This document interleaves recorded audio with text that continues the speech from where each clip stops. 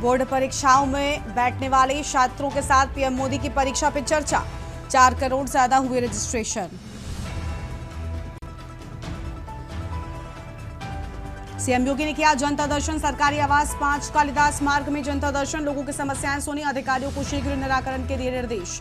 उत्तराखंड में मुख्यमंत्री धामी की महत्वपूर्ण समीक्षा बैठक। कुंभ मेला 2027 की तैयारियों को लेकर होगी उच्च स्तरीय बैठक। हजारीबाग के बड़का गांव में जेवरात लूटकांड को लेकर बाजार बंद। 22 लाख की लूट के बाद ग्रामीण को मारी थी गोली। अपराधियों की गिरफ्तारी की मांग तेज। स्वर्णकार समाज ने पुलिस से मांगी सुरक्षा। हापुड़ में मोबाइल चोरी के शक में युवक की बेरहमी से पिटाई। जंगल में उठाकर ले गए गुंडे। मुर्गा बनाकर ऊपर रखी ईंट, फिर की लाठी डंडे से पिटाई। हरियाणा में सूरजकुंड झूला हादसे में बड़ा खुलासा। सुरक्षा नियमों की अनदेखी से हुआ हादसा। एक पुलिसकर्मी की मौत, 12 घायल। झूला वेंडर के खिलाफ धारा 105 बीएनएस में केस दर्ज। आप देख रहे हैं के न्यूज, खबरों का सारथी। नमस्कार, लाइव न्यूज में आप सभी का स्वागत है। मैं हूं आपके साथ गरिमा वाजपेयी। खबरों में आगे बढ़ेंगे, लेकिन उससे पहले सीधा आपको लोकसभा की कार्यवाही दिखाते हैं। भी माननीय सदस्य चाहेंगे जब उनको बोलने को अवसर देगा, हम अवसर देंगे। लीडर ऑफ अपोजिशन हो या माननीय सदस्य हो, हर माननीय सदस्य को पूर्ण रूप से अवसर दिया जाता है। हम अवसर देंगे, आप निश्चित रहें, पूर्ण अवसर देंगे। आप बजट चर्चा करें, उस समय अपनी बात को रखें। बजट पर मैंने कहा है कि सब चर्चा करें। आप क्यों सदन को बाधित कर रहे हैं? बजट पे चर्चा करें, उस समय अपने विचारों को रखें। हम बजट पर चर्चा करते समय सबको मौका देंगे। माननीय सबको अवसर मिलता है। सदन आपका है, आपको हमेशा अवसर मिला है। जो समय आवंटित होता है उसमें अवसर मिला। बजट पर आप अपनी बात रखना चाहते हैं तो पूर्ण रखें, मुझे कोई आपत्ति नहीं। लेकिन प्रश्नकाल में केवल प्रश्नकाल चलता है। प्रश्नकाल माननीय सदस्यों का समय होता है। मेरा आग्रह है कि आप सदन को बाधित नहीं करें। मैं आपको पूरा अवसर दूंगा। बजट पे आप चर्चा करें, पूर्ण अवसर दूंगा। आपका जो समय आवंटित है, आपके प्रतिपक्ष के नेता बोले और बोले, ये आपको तय करना है, मुझे कोई आपत्ति नहीं। ये सदन सभी माननीय सदस्यों को अपने विचार अभिमत रखने के लिए सदन है। सदन सबके लिए, सदन में विचारों की अभिव्यक्ति की जाती है। मैं कह रहा हूं, आप सदन के अंदर अपने विचारों को रखो। सहमति, असहमति, तर्क, संवाद इस संसद की मर्यादा रही है हमेशा, लेकिन नियम प्रक्रियाओं से सदन चलता है। नियम प्रक्रियाओं से सदन चलता है। प्रश्नकाल के अंदर कभी किसी माननीय सदस्य को बोलने का अवसर नहीं होता। प्रश्नकाल में केवल प्रश्नकाल का समय होता है। आप जब 0 ओवर हो या बजट भाषण हो, उस समय आप निश्चित रूप से अपनी बात को रखने देंगे। आप सदन नहीं चलाना चाहते, सदन को बांटना चाहते हैं, आपको कोई विषय पर चर्चा करनी हो, बातचीत करनी हो, तो निश्चित रूप से तर्क करेंगे। लेकिन सदन नियोजित तरीके से गतिरोध और नारेबाजी के लिए नहीं है। संवाद करो, चर्चा करो, सहमति असहमति दो, साथ चर्चा करो। माननीय सदस्य, मैं पुनः आग्रह कर रहा हूं आपसे, सबको बोलने का अवसर है। नियम प्रक्रिया से किसी माननीय सदस्यों को बोलने से नहीं रोका जाता। बजट के अंदर बोले, अन्य विषयों पर बोले, सदन आपका है, लेकिन सदन नियम प्रक्रियाओं से बोला जाता है। सदन की कार्रवाई आप प्रश्नकाल में नहीं करना चाहते हैं, सदन की कार्रवाई आज 12 बजे तक के लिए स्थगित की जाती है। कार्यवाही शुरू होते ही जोरदार हंगामा देखने को मिला और जिसके बाद 12 बजे तक के लिए कार्यवाही को स्थगित किया गया।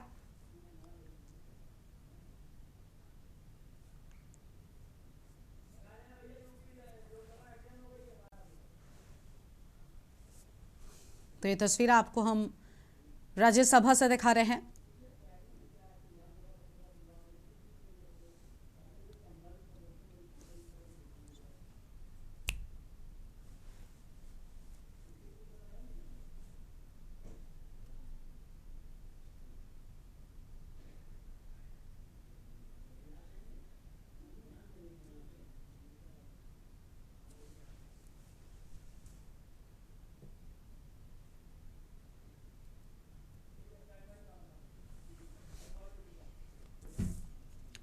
तो राज्यसभा से ये तस्वीरें जहां कार्यवाही जारी है, लेकिन लोकसभा की कार्यवाही को फिलहाल 12 बजे तक के लिए जोरदार हंगामे के चलते स्थगित कर दिया गया है। वापस से अपनी खबरों का रुख कर लेते हैं। खबर है संभल से, जहां पर चंदौसी नगर में प्रशासन ने अवैध कब्जों के खिलाफ बड़ी और सख्त कार्रवाई करते हुए काशीराम आवासों को खाली कराने का अभियान शुरू कर दिया है। जिलाधिकारी के निर्देश पर नगर पालिका प्रशासन ने भारी पुलिस बल की मौजूदगी में मोहल्ला नखासा स्थित काशीराम आवासों पर कार्रवाई की। जानकारी के अनुसार यहां कुल 108 काशीराम आवासों का निर्माण कराया गया था, जिसमें से करीब 80 आवासों पर पिछले कई सालों से अवैध रूप से कब्जा किया गया था। लगातार मिल रही शिकायतों और जांच के बाद जिला प्रशासन ने अवैध कब्जों को हटाने का फैसला लिया।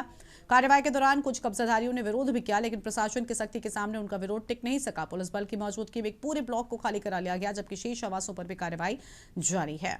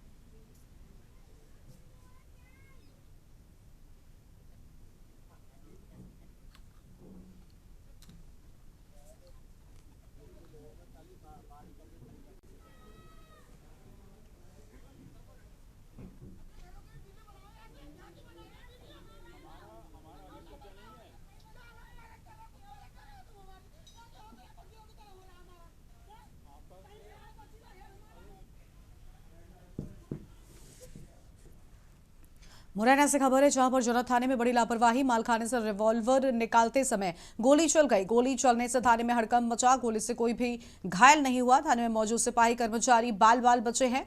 बड़ी जानकारी आपको हम बता रहे हैं। और सुरक्षा व्यवस्था पर उठे सवाल, जनरल थाने की पूरी घटना सामने आई है। ये बड़ी खबर आपको हम बता रहे हैं। मुरैना से बड़ी खबर, जनरल थाने में बड़ी लापरवाही सामने आई है।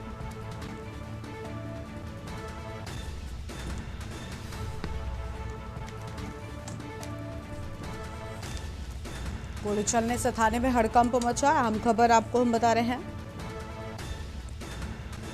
गोली चलने से कोई भी घायल नहीं हुआ।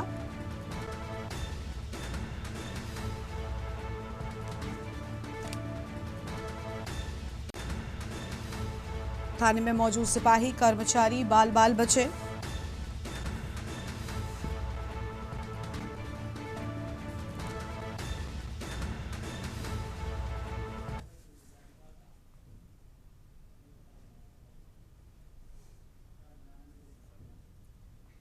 और अब सीधा आपको यूपी विधानसभा लेकर चलते हैं, जहां पर आनंदीबेन पटेल क्या कुछ कह रही सुन लेते हैं।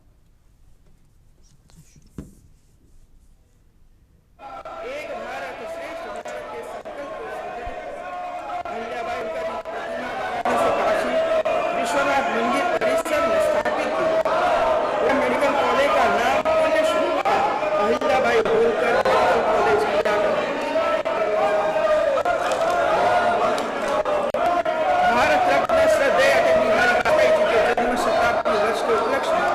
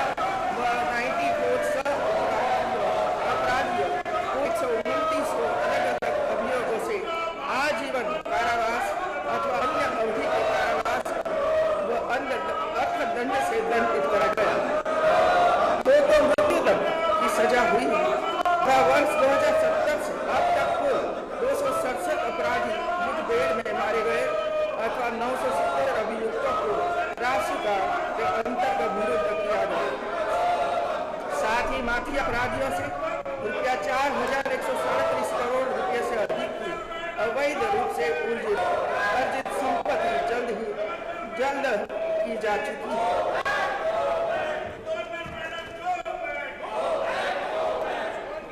बागवानी फसलों का निर्यात 2017 के 400 करोड़ से बढ़कर इस वर्ष 1700 करोड़ हो गया। बागवानी फसलों से कृषकों की कुल आमदनी वर्ष 2070 के 41,000 करोड़ से बढ़कर इस वर्ष 1,25,000 करोड़ हो गई। प्रदेश में संचालित चीनी मिलों द्वारा 956 लाख 9,000 टन गन्ने की पेराई कर 92,45,000 टन चीनी का उत्पादन किया गया। ये प्राइस मुंडेरवा एवं रमाला में नई चीनी मिलें स्थापित की गई तथा 44 से अधिक चीनी मिलों का आधुनिकीकरण किया गया, जिससे अब तक कुल 1,25,000 टीसीडी की अतिरिक्त पेराई क्षमता तथा 10,000 से अधिक रोजगार का सृजन हुआ।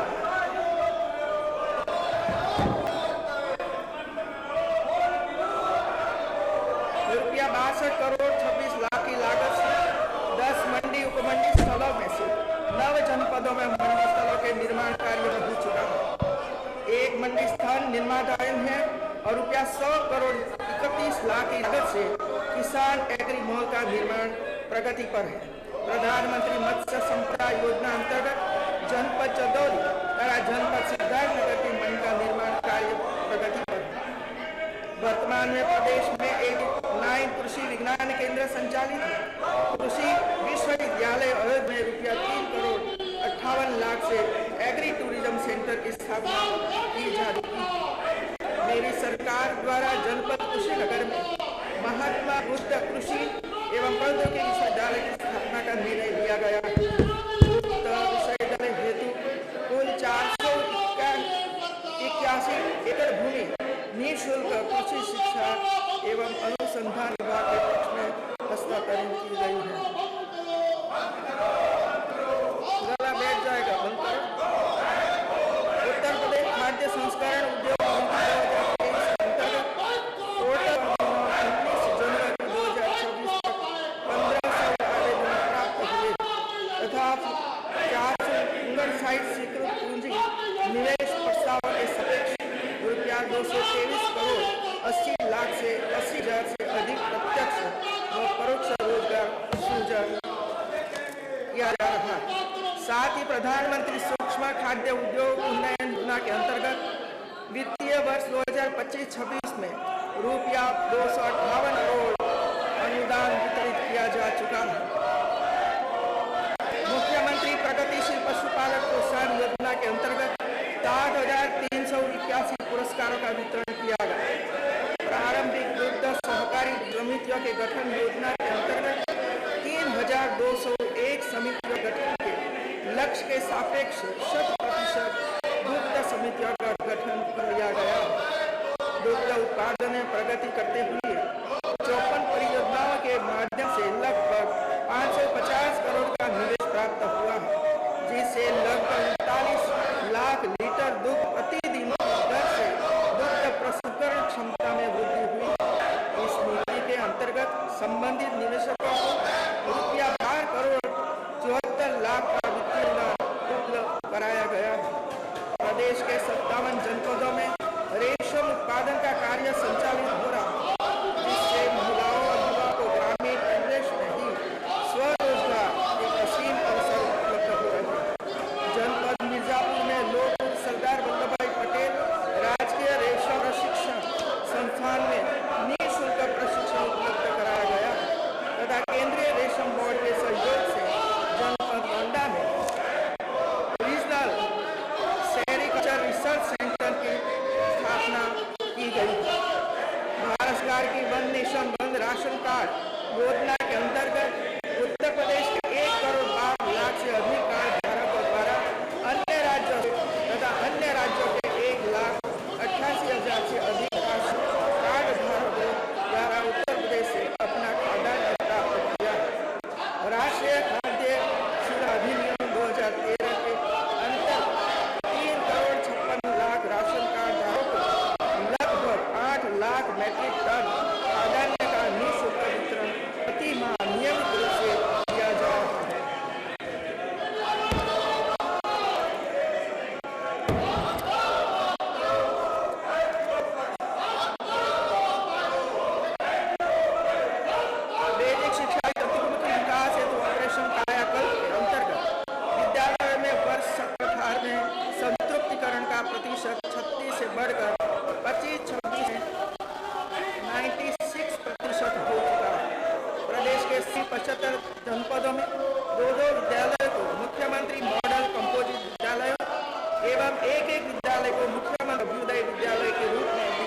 किया जा रहा है। वर्ष 2022, 23, 24, 25 में परिषदीय प्राथमिक, उच्च माध्यमिक एवं कस्तूरबा गांधी बालिका विद्यालय में शिक्षकों के उपयोग 2,61,000 से अधिक टैबलेट्स वितरित किए जा चुके हैं। वर्ष 2025-26 में दुर्बल वर्ग के बच्चों की निजी विद्यालयों में निःशुल्क शिक्षा की व्यवस्था अंतर्गत 1,40,000 से अधिक बच्चों का प्रवेश कराया गया है। प्रोजेक्ट अलंकार योजना के अंतर्गत विद्यालयों के जर्जर भवनों का नवनिर्माण एवं सुविधाओं का विस्तार समाहित है। 2023-24 से 25-26 तक 275 करोड़ की धनराशि से 590 सरकारी सहायता प्राप्त विद्यालयों को आच्छादित किया।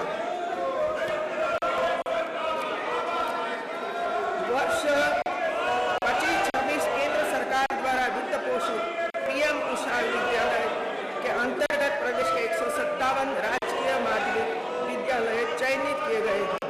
जनपद गोरखपुर में पूर्वांचल के प्रथम एवं प्रदेश के द्वितीय सैनिक स्कूल स्थापना एवं संचालन आरंभ किया गया है। मिशन रोजगार के अंतर्गत राजकीय विद्यालय में 6,800 सहायक अध्यापक, 1,939 प्रवक्ता एवं 219 प्रधान आचार्य को सम्मिलित करते हुए अब तक कुल 8,966 पदों पर नियुक्ति की प्रक्रिया पूर्ण की जा चुकी है। तकनीकी शिक्षा हेतु 778 ICT लैब एवं 108 विद्यालयों में अटल टिकरिंग लैब स्थापित एवं क्रियाशील। 1,236 राजकीय माध्यमिक विद्यालयों में स्मार्ट क्लास स्थापित किए जा चुके हैं। 2070 के पश्चात प्रदेश में 6 नए राज्य विश्वविद्यालय स्थापित किए गए, जिन्हें सम्मिलित करते हुए वर्तमान में प्रदेश में कुल 38 राज्य विश्वविद्यालय, 1 निम्न विश्वविद्यालय, 1 मुक्त विश्वविद्यालय, 52 निजी विश्वविद्यालय संचयित हैं। साथ ही प्रदेश में 71 नए राजकीय महाविद्यालय की स्थापना की गई है, जिसके पश्चात वर्तमान में 217 राजकीय महाविद्यालय संचालित हैं। उपरोक्त के अतिरिक्त इस वर्ष प्रदेश में काशी नरेश विश्वविद्यालय भदोही तथा श्री सुखदेवानंद विश्वविद्यालय शाहजहांपुर में 2 नए राज्य विश्वविद्यालय स्वीकृत किए गए। सत्र 25-26 से समस्त विश्वविद्यालय में छात्राओं का प्रवेश एवं शिक्षकों की पदोन्नति का कार्य सम्मत पोर्टल के माध्यम से संचालित है। उच्च शिक्षा की गुणवत्ता में सुधार के लिए राज्य गुणवत्ता आश्वासन की स्थापना। वर्तमान में प्रदेश के 18 विश्वविद्यालय नेक में उत्कृष्ट श्रेणी प्राप्त है। नेक A+ पर श्रेणी की विश्वविद्यालय की संख्या 2070 में 0 से बढ़कर 2025 में 9 हो चुकी है। 4 विश्वविद्यालय नेक A+ श्रेणी में एवं 5 विश्वविद्यालय एक श्रेणी की रैंकिंग प्राप्त है।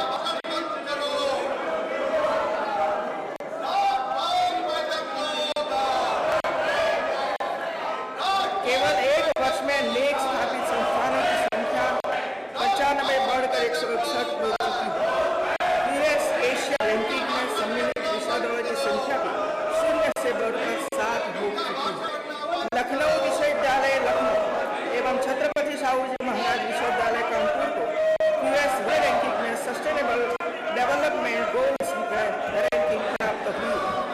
प्रदेश के आचार्य नरेंद्र कृषि एवं प्रौद्योगिकी विश्वविद्यालय कुमारगंज अयोध्या को नेक की सर्वोच्च ग्रेड A++ प्राप्त है तथा सरदार वल्लभ भाई पटेल कृषि विश्वविद्यालय मेरठ व बांदा कृषि विश्वविद्यालय बांदा को नेक की A ग्रेडिंग प्राप्त है।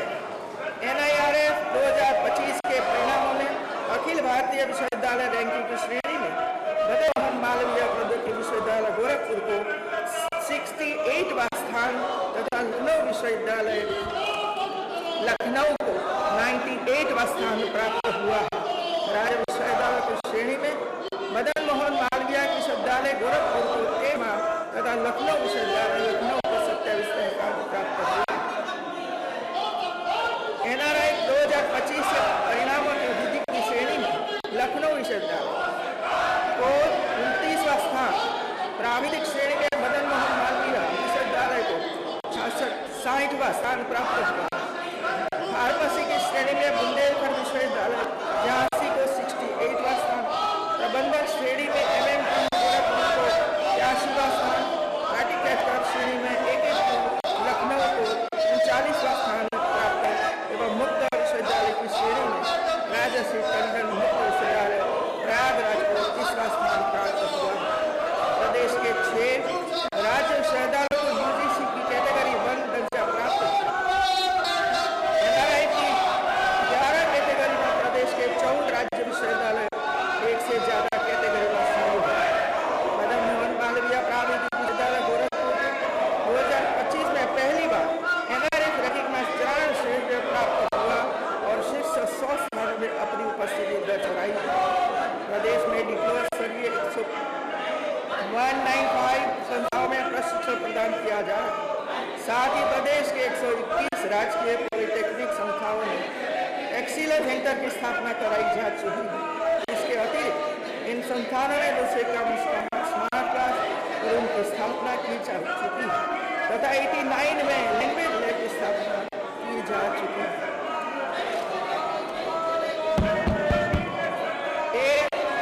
आपके समय में जो पहले जीरो का जीरो 5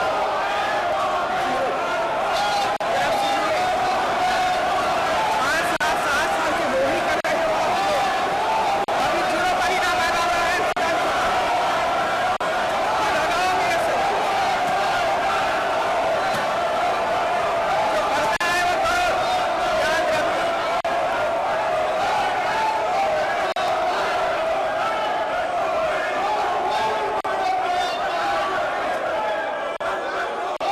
उत्तर प्रदेश की अर्थव्यवस्था को $1 ट्रिलियन के स्तर पर 2029-30 तक लाए जाने के लक्ष्य के क्रम में वित्तीय वर्ष 2025-26 में प्रदेश का सकल घरेलू उत्पादन अनुमानित प्रारंभिक सभा से आपको तस्वीरें दिखा रहे थे जहां पर बजट सत्र की शुरुआत हो रही है। राज्यपाल आनंदीबेन पटेल के अभिभाषण के दौरान समाजवादी पार्टी का जोरदार हंगामा देखने को मिला है। छोटे से ब्रेक के लिए आप रुक रहे हैं, फौरन लौटेंगे।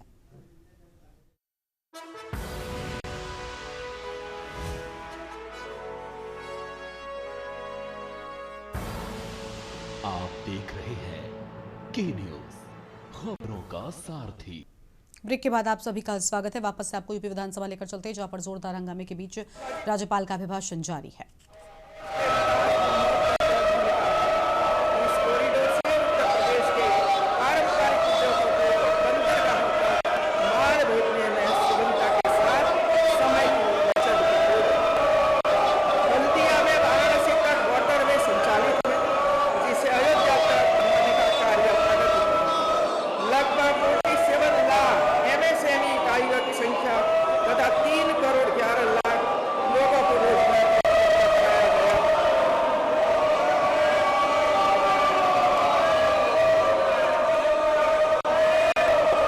भारत सरकार द्वारा निर्मित ई-श्रम पोर्टल पर वर्तमान में 8 करोड़ 40 लाख कामगारों का पंजीयन हुआ।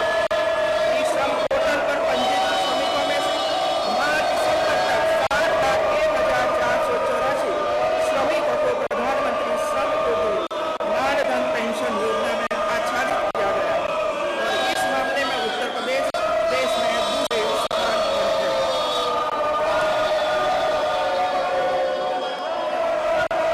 मुख्यमंत्री व्यापारी दुर्घटना बीमा योजना के अंतर्गत एवं 2020 से अब तक इस योजना के अंतर्गत 1,391 व्यापारियों को लाभान्वित किया गया। प्रदेश की प्रति व्यक्ति आय को वर्ष 2016-17 में 24,500 रुपया थी। वर्ष 2024-25 में बढ़कर 1,09,844 रुपये तथा वित्तीय वर्ष 2025-26 में 1,20,000 रुपये अनुमानित है। वित्तीय अनुशासन को बनाए रखने के लिए वित्तीय नीतियों के आधार पर आज उत्तर प्रदेश रेवेन्यू सरप्लस राज्य बन चुका है। अयोध्या, प्रयागराज तथा गौतम बुद्ध नगर नोएडा में विशिष्ट अतिथि गृह निर्माण हेतु वित्तीय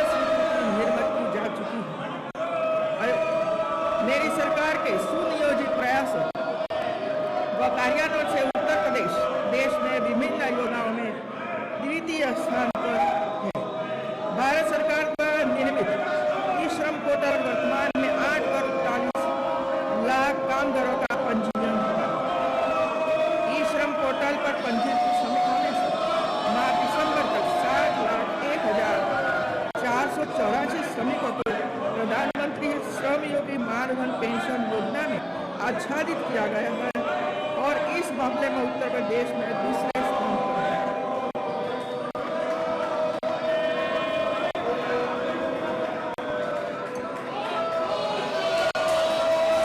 भारत सरकार महत्वाकांक्षी जनपद कार्यक्रम पूरे देश में 112 जनपदों में संचालित है, जिसमें प्रदेश के 8 जनपद सम्मिलित हैं।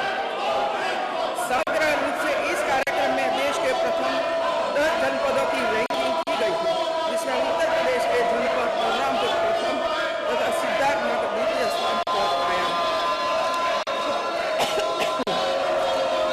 प्रधानमंत्री जन धन योजना के अंतर्गत प्रदेश 10 करोड़ 22 लाख खातों के साथ देश में प्रथम स्थान पर है तथा वर्ष 2017 के सापेक्ष 5 करोड़ 76 लाख खातों की वृद्धि हुई है।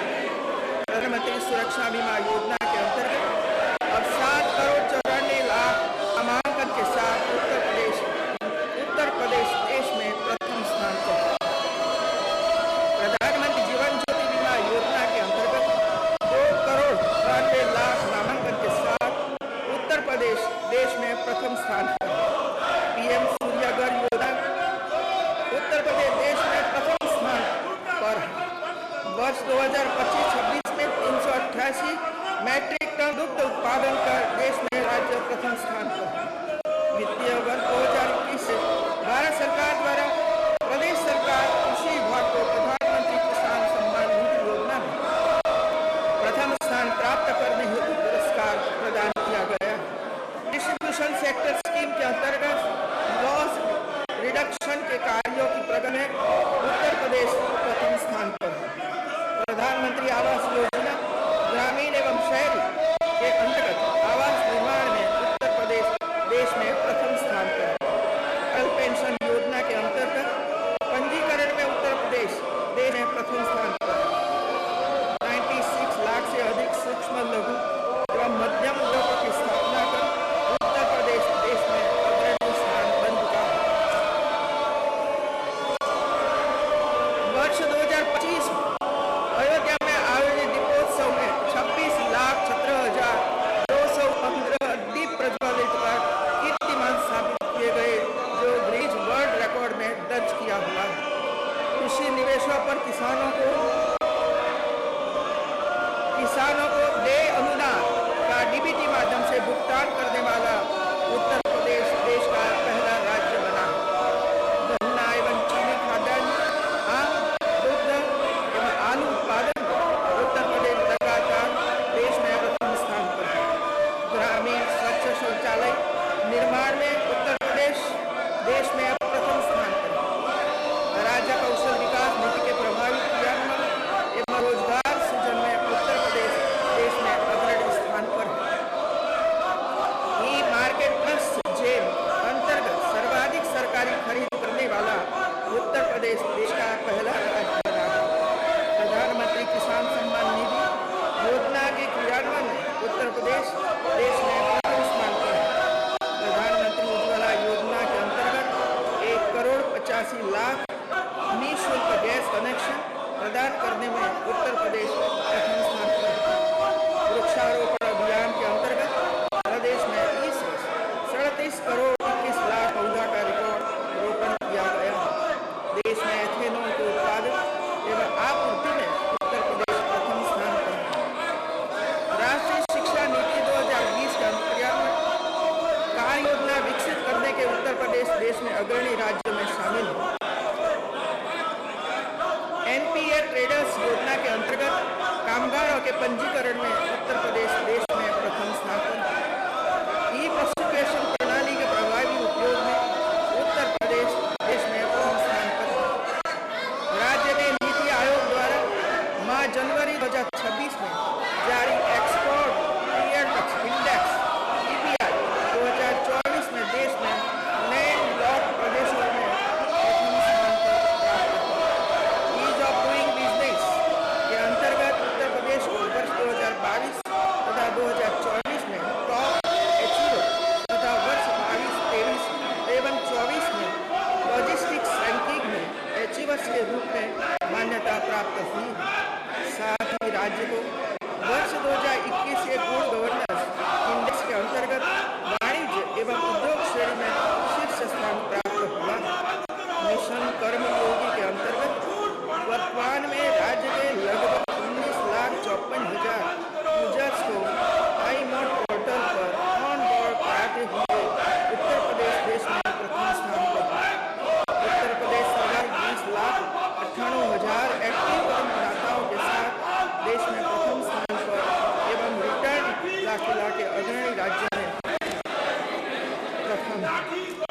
वर्ष 2025-26 में अद्यतन 2,73,000 नए पंजीयन निर्गत किए गए हैं। माननीय सदस्यगण, यह कालखंड हम सभी को नई प्रेरणा दे रहा है। राष्ट्रगीत वंदे मातरम के 150वें वर्ष के स्मरणार्थ देशव्यापी कार्यक्रम आयोजित किए जा रहे हैं। प्रदेशवासी इन कार्यक्रमों से जुड़कर गौरव की अनुभूति कर रहे हैं। मैंने आपके समक्ष सरकार की प्रमुख विकासोन्मुखी नीतियों एवं जन कल्याणकारी योजनाओं की संक्षिप्त रूपरेखा प्रस्तुत की है। वित्तीय वर्ष 2026-27 का आय व्यय शीघ्र ही सदन में प्रस्तुत किया जाएगा।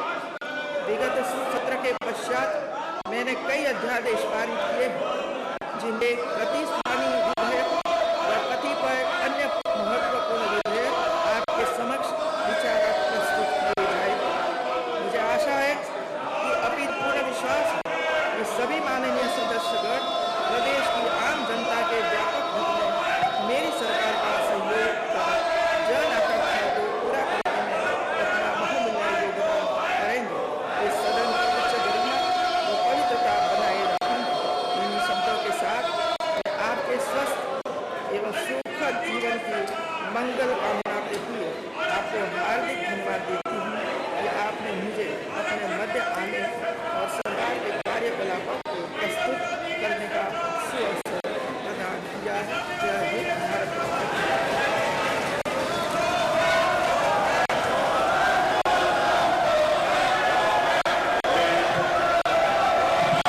राज्यपाल जी के प्रति हृदय से आभार व्यक्त करता हूँ।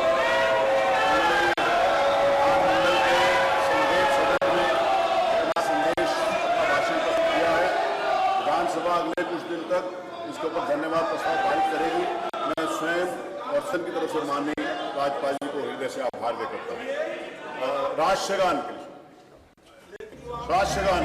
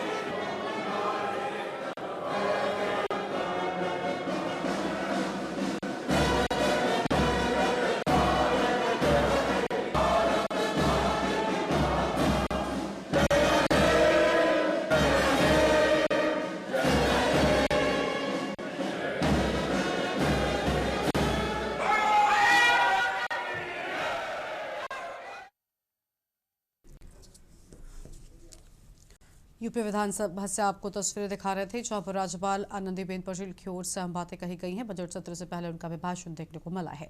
वापस से अपनी खबरों का रुख कर लेते हैं। देहरादून से खबर है, जहां पर भारतीय जनता पार्टी के प्रदेश कार्यालय में सोमवार को बड़ा राजनीतिक घटनाक्रम देखने को मिला, जब सैकड़ों की संख्या में कांग्रेस समेत समाजवादी पार्टी, बहुजन समाज पार्टी, उत्तराखंड प्रांत दल और निर्दलीय कार्यकर्ताओं ने भाजपा का दामन थाम लिया।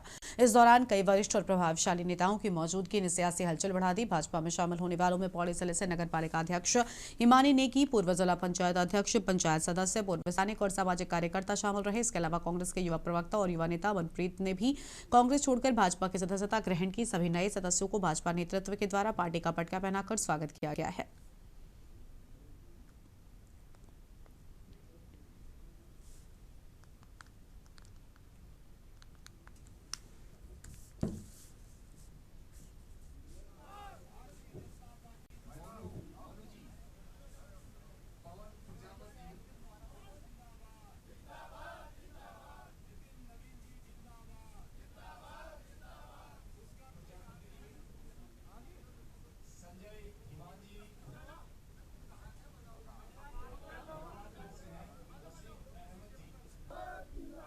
ये सबसे बड़ी बात जो मैं कहना चाहूंगा कि कांग्रेस और बीजेपी में फर्क यही है, सबसे बड़ा संगठन का जो फर्क है वो बहुत बड़ा है। और दूसरी बात, जिस प्रकार से पुष्कर सिंह धामी जी के नेतृत्व में हमारा प्रदेश उत्तराखंड अग्रसर है, और उसी के मद्देनजर आज मैं भाजपा का दामन मेरे युवा साथियों ने एवं मेरे साथ कुछ महिलाओं ने थामा है। भाजपा में ही थी और घर वापसी हुई है मेरी आज। जी हाँ, कुछ बनाए कारण थे जिनकी वजह से कि पार्टी इस चुनाव में हमने छोड़ी थी और आज घर वापसी हुई है, क्योंकि काम अच्छे चल रहे हैं। अब जैसा सभी लोग जानते हैं कि यदि अपने क्षेत्र का आपको विकास करना है तो आपको सत्ता में रहना पड़ेगा और सत्ताधारी जो पार्टी है उसके साथ मिलकर के चलना पड़ेगा। तो यही कारण है कि आज हम दोबारा से भाजपा में शामिल हैं। देखिए, आज भारतीय जनता पार्टी के गढ़वाल मंडल के सभी जिलों से अनेकों कांग्रेस, बीएसपी, कुछ लोग सपा के भी हैं और यूकेडी, ऐसे दलों को छोड़कर बड़ी संख्या में लोगों ने भारतीय जनता पार्टी सत्ता ग्रहण की है, जिनमें नगर पालिका पौड़ी की अध्यक्ष बहन नेगी हमारे बीच में बैठी हुई हैं, हिमानी नेगी जी, और हमारे भाई हमारे केसर सिंह जी पहले जिला पंचायत के अध्यक्ष थे पौड़ी जिले के, इन्होंने संस्था ली है। और अभी हमको देखा होगा अनेकों जगह, क्योंकि आपकी पौड़ी के लोग सामने, बड़ी संख्या प्रधान, बीडीसी मेंबर, जिला पंचायत सदस्यों ने भारतीय जनता पार्टी सत्ता ग्रहण की है।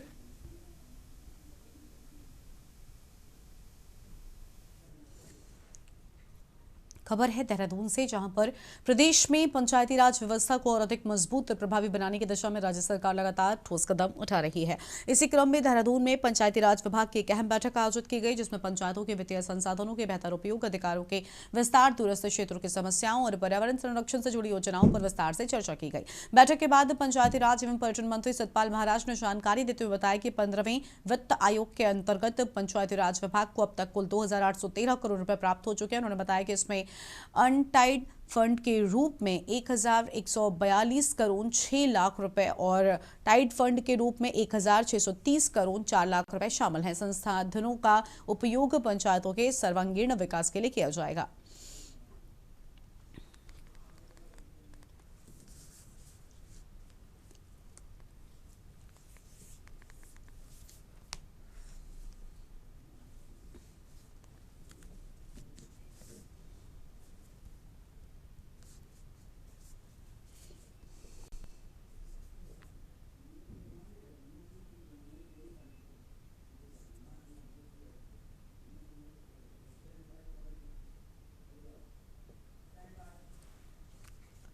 खबर है देहरादून से, जहां पर कांग्रेस ने भारतीय जनता पार्टी पर महिलाओं के सम्मान को लेकर लगाए गए आरोपों पर भाजपा महिला मोर्चा ने कड़ा पलटवार किया है। भाजपा महिला मोर्चा के प्रदेश अध्यक्ष रुचि भट्ट ने कांग्रेस के आरोपों को सिरे से खारिज करते हुए कहा, भाजपा एक ऐसा राजनीतिक संगठन है जहां महिलाओं को न सिर्फ सम्मान दिया जाता है बल्कि उन्हें महत्वपूर्ण जिम्मेदारियां भी सौंपी जाती हैं।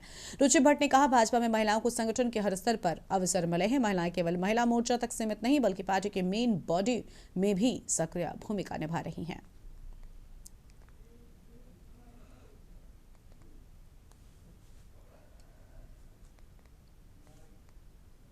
बहुत ज़्यादा सम्मान आप देखिए, ये सिर्फ हम योजनाओं के तहत नहीं बोलते, भारतीय जनता पार्टी की जो अपना संगठन है उसमें भी महिलाओं को विशेष सम्मान मिलता है। और हम सभी बहनें जो आज राजनीति कर रही है इस प्लेटफॉर्म से, उनको आप देखिए क्या सभी को अच्छे पद मिले हैं और बहनों को मेन बॉडी में भी जगह मिली है। और ये बिल्कुल गलत आरोप है, क्योंकि अगर आप योजनाओं को लेकर भी देखें तो अभी जो बजट पेश किया गया उसकी आप कहते हैं ना एक दूरी होती है बीच में, वो महिला ही है। चाहे हम आयुष क्षेत्र की बात करें, एजुकेशन की बात करें, स्पोर्ट्स की बात करें, जैसे शी मार्ट, जब से सबसे ज़्यादा जो सेल्फ हेल्प ग्रुप की बहनों की मांग थी वो एक एजुकेशनल और मार्ट को लेकर थी कि मार्केटिंग उनको चाहिए थी। उत्तर प्रदेश विधानसभा बजट सत्र के पहले दिन कांग्रेस विधानमंडल दल की नेता आराधना मिश्रा मुंडा ने कहा, सरकार बजट के नाम पर दिखावा करती है। रकम बढ़ा देने से, बजट बड़ा कर देने से प्रदेश का विकास नहीं होगा, बजट का सदुपयोग होना चाहिए। संघ प्रमुख मोहन भागवत के द्वारा सावरकर को भारत रत्न देने की मांग पर आराधना मिश्रा मुंडा ने कहा, भारत रत्न की शोभा पहले से ही बढ़ी है, किसी के सर्टिफिकेट की कोई जरूरत नहीं है। आकार बड़ा कर देने से उत्तर प्रदेश की जनता का भला नहीं होने वाला है। सरकार केवल और केवल डरती है, चर्चा से, सवालों से डरती है और भाग जाती है। यही वजह है कि सरकार सत्र के समय को हमारे विपक्ष के अनुरोध के बाद भी वो बढ़ाना नहीं चाहती। कानपुर से खबर है, जहां पर डॉक्टर्स की कथित लापरवाही ने एक मासूम की जिंदगी छीन ली। और आपको बता दें कि ये मामला कानपुर नगर के बिठूर कस्बे में स्थित राजा नर्सिंग होम का है, जहां पर रविवार को एक गर्भवती महिला को प्रसव पीड़ा के चलते भर्ती कराया गया था। परिजन बाहर भगवान से दुआएं कर रहे थे कि तभी दोपहर के वक्त एक बच्ची के जन्म की जानकारी मिली। कुछ ही पलों के लिए खुशियां लौटी, लेकिन ज्यादा देर तक ऐसा नहीं हो सका। आरोप है कि जन्म के तुरंत बाद नवजात बच्ची को एनआईसीयू वार्ड में वार्मर मशीन पर लटा दिया गया, लेकिन वहां उसकी निगरानी के लिए कोई टेक्नीशियन या फिर स्टाफ मौजूद नहीं था। इसी दौरान वार्मर मशीन ओवरहीट हो गई और मासूम बच्ची का नाजुक शरीर बुरी तरीके से झुलस गया। अस्पताल प्रशासन को इस लापरवाही का एहसास हुआ, तब तक बहुत देर हो चुकी थी। बच्ची ने दम तोड़ दिया। परिजनों ने अस्पताल प्रबंधन पर गंभीर आरोप लगाते हुए कहा कि बच्ची के जन्म के बाद उन्हें उसे देखने तक नहीं दिया गया। मासूम को मशीन के भरोसे छोड़ दिया गया और उसमें ही उसकी मौत हो गई।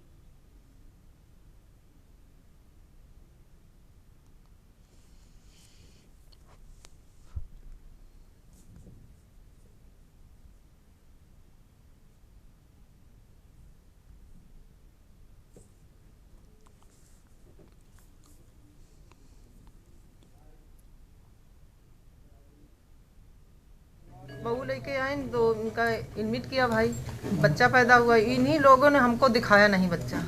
आधा घंटा पौन घंटा हो गया हम लोग इंतजार कर रहे हैं, बच्चा आ रहा बच्चा आ रहा। कुछ इन लोगों की लापरवाही से वो लड़की जल गई।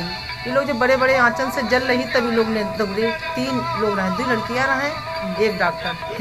इन लोगों ने हमको बच्चा नहीं दिखाया। जब बच्चा पैदा होता ऑपरेशन से हो ऐसे हो तो किसी को दिया तो जाता है, जो गार्जियन घर का होता है। पौड़ी से खबर है, जहां पर नगर क्षेत्र में सड़क सुरक्षा और यातायात व्यवस्था को बेहतर बनाने की दिशा में एक तेज और असरदार पहल शुरू की गई है। सड़कों पर बने छोटे छोटे गड्ढों के तुरंत तलाश के लिए अब इंस्टेंट पॉटहोल रिपेयर रेडीमिक्स यानी कोल्ड मिक्स तकनीक का इस्तेमाल किया जा रहा है। इस तकनीक की खासियत यह है कि इसमें सामग्री को गर्म करने की आवश्यकता नहीं होती। बेहद कम समय में गड्ढों की मरम्मत संभव हो जाती है। गौरतलब है कि मुख्यमंत्री पुष्कर सिंह धामी ने पहले ही प्रदेश भर में सड़कों को गड्ढा मुक्त बनाने और सड़क सुरक्षा से जुड़े कार्यों में किसी भी प्रकार की लापरवाही न बरतने के निर्देश दिए थे और इन्हीं निर्देशों का अब पालन किया जा रहा है।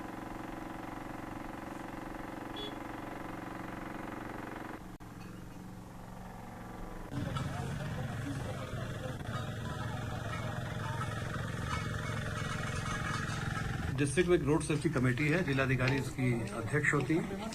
तो उनके निर्देश में एक निर्णय लिया गया था रोड सेफ्टी कमेटी की पिछली मीटिंग में कि जो सड़क में दुर्घटना कारित गड्ढे हैं जिनके कारण दुर्घटनाएं हो जाती हैं, उनको हम भरने के लिए पीडब्ल्यूडी हम और जैसे नगर पालिका क्षेत्र है, नगर पालिका का ये एरिया सड़क है, तो ऐसे गड्ढों को भरने की मुहिम हमने शुरू की है, जिसके लिए हम एक रेडी मिक्स मटेरियल का प्रयोग करते हैं और जिसमें बहुत ज़्यादा ट्रैफिक रोकने की जरूरत नहीं पड़ती। आप देख ही रहे ट्रैफिक भी लगातार चल रहा है। इसमें हम श्रमदान के द्वारा ये काम करवा रहे हैं, जिसमें हमारे साथ पीडब्ल्यूडी के लोग भी जुड़े हुए हैं, हमारे साथ नगर पालिका के लोग भी जुड़े हैं और हमारे परिवहन विभाग की पूरी टीम है। हम सभी लोग मिलकर श्रमदान कर रहे हैं और श्रमदान से हमने ये मुहिम शुरू की है कि ऐसे जो भी गड्ढे हैं जिनके कारण दुर्घटनाएं होती हैं उनको हम भरेंगे, पैक करेंगे। खबर है चंदौली से, जहां पर देर रात एक बेकाबू ट्रक ने 4 पहिया वाहन को जोरदार टक्कर मार दी। टक्कर इतनी भीषण थी कि ट्रक कार को घसीटते हुए करीब 100 मीटर तक ले गया। हादसे का मंजर देखकर मौके पर मौजूद लोगों की रूह कांप उठी।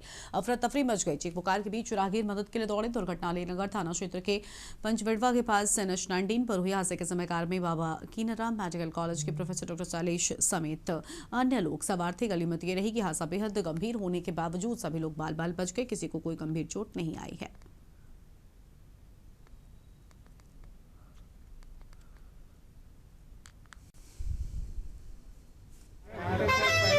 पहले से आप आए थे तो हमने देखा कि उस पर थे तो गाड़ी को ट्रक वाले ने टक्कर मारा फोर व्हीलर को, तो उसने घसीटते हुए 100 मीटर तक लाया। चिल्लाने पर आवाज़ देने पर तब जाकर रोककर कूद कर भाग। अच्छा, ट्रक चालक ने उतर के भाग गया फिर? हाँ, वो चला गया उतर कर। हम लोग इनका जान बचा। पेट्रोल साहब को दिखाइए। खबर है हमीरपुर से, जहां पर जिले में तेज रफ्तार का कहर देखने को मिला है। अनियंत्रित ट्रक ने घर और दुकान में जोरदार टक्कर मार दी। हादसा मुस्कुरा थाना क्षेत्र के बिहूनी गांव में हुआ। देर रात तेज रफ्तार ट्रक अचानक बेकाबू हो गया। सड़क किनारे बने मकान व दुकान में जा घुसा। हादसे के समय दुकान के अंदर एक अधेड़ व्यक्ति सो रहा था। चपेट में आने की वजह से वाहन के नीचे दब गया। उसकी मौके पर ही दर्दनाक मौत हो गई। दुकान में रखा हजारों रुपयों का सामान भी ट्रक के नीचे दब गया। घटना के बाद इलाके में अफरा तफरी मच गई।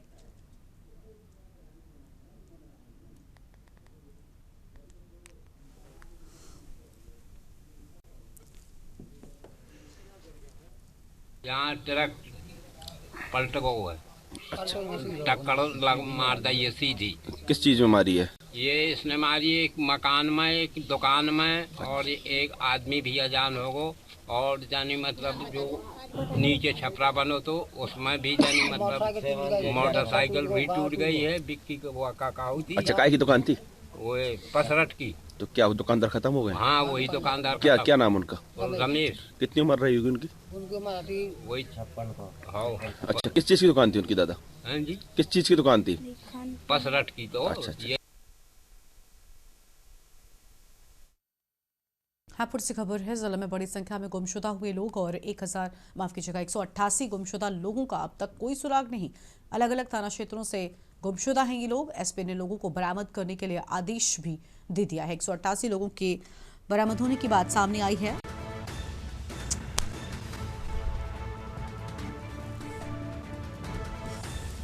माफ कीजिएगा, ये बड़ी जानकारी हापुड़ से आपको हम बता रहे हैं।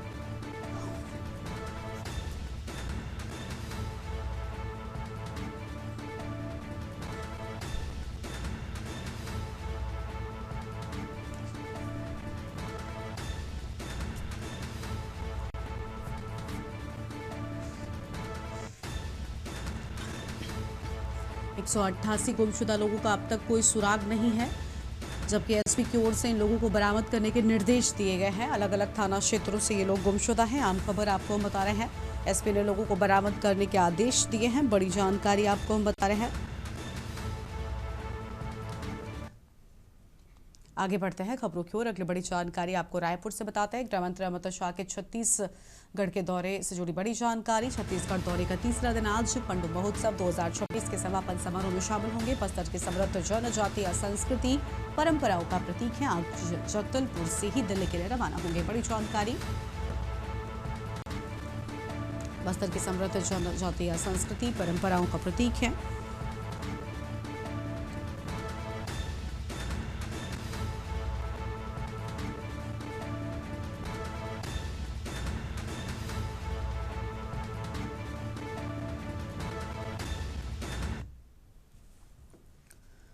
खबर है कबीरधाम से, जहां पर पुलिस ने ऑनलाइन सट्टा और जुए के खिलाफ बड़ी कार्रवाई करते हुए एक आरोपी को रंगे हाथों गिरफ्तार किया है। पुलिस की इस कार्रवाई से अवैध ऑनलाइन सट्टा कारोबारियों में हड़कंप मच गया। मामला थाना कवर्धा क्षेत्र का है। पुलिस ने 8 फरवरी 2026 को सूचना के आधार पर छापेमारी कर आरोपी को पकड़ा। गिरफ्तार आरोपी की पहचान राजा उर्फ सतप्रीत सिंह खुराना निवासी कवर्धा के रूप में हुई। पुलिस जांच में सामने आई कि आरोपी मोबाइल फोन के जरिए ऑनलाइन सट्टा संचालित कर रहा था, लोगों को डिजिटल माध्यम से जुए में शामिल कर रहा था। पुलिस ने मौके से सट्टा संचालन में प्रयुक्त मोबाइल फोन समेत अन्य डिजिटल साक्ष्य जब्त कर लिए हैं।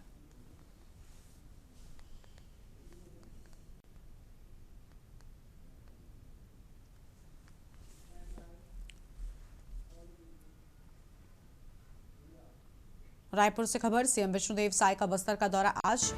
मेफेयर होटल से रायपुर एयरपोर्ट प्रस्थान, विशेष विमान से जगदलपुर मां दंतेश्वरी एयरपोर्ट पहुंचेंगे। लालबाग मैदान में बस्तर पंडुम 2026 समापन कार्यक्रम में शामिल। शाम 4:30 बजे पुलिस ग्राउंड हेलीपैड रायपुर आगमन की बात सामने आई है।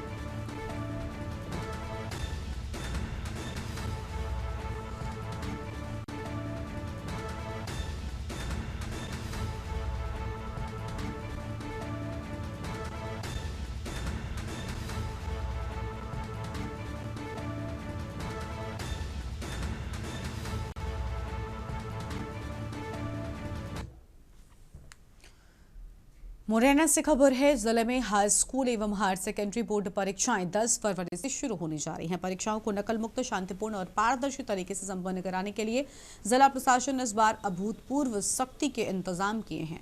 कलेक्टर रोकेश कुमार जांगड़ के निर्देश पर बोर्ड परीक्षाएं चुनाव की तर्ज पर आयोजित की जाएंगी। किसी भी स्तर पर गड़बड़ी की गुंजाइश न रहे। जिले में कुल 76 परीक्षा केंद्र बनाए गए हैं, जहां 53,119 परीक्षार्थी परीक्षा देंगे। इनमें से 36 परीक्षा केंद्रों को अति संवेदनशील घोषित किया गया है। इन केंद्रों पर सीसीटीवी कैमरे, लाइव वेबकास्टिंग और जैमर लगाए गए हैं। इनकी ऑनलाइन निगरानी सीधे भोपाल से की जाएगी।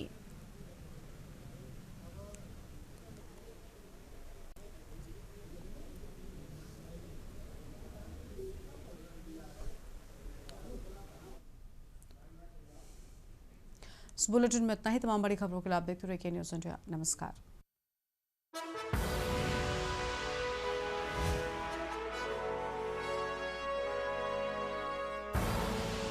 आप देख रहे हैं के न्यूज, खबरों का सारथी।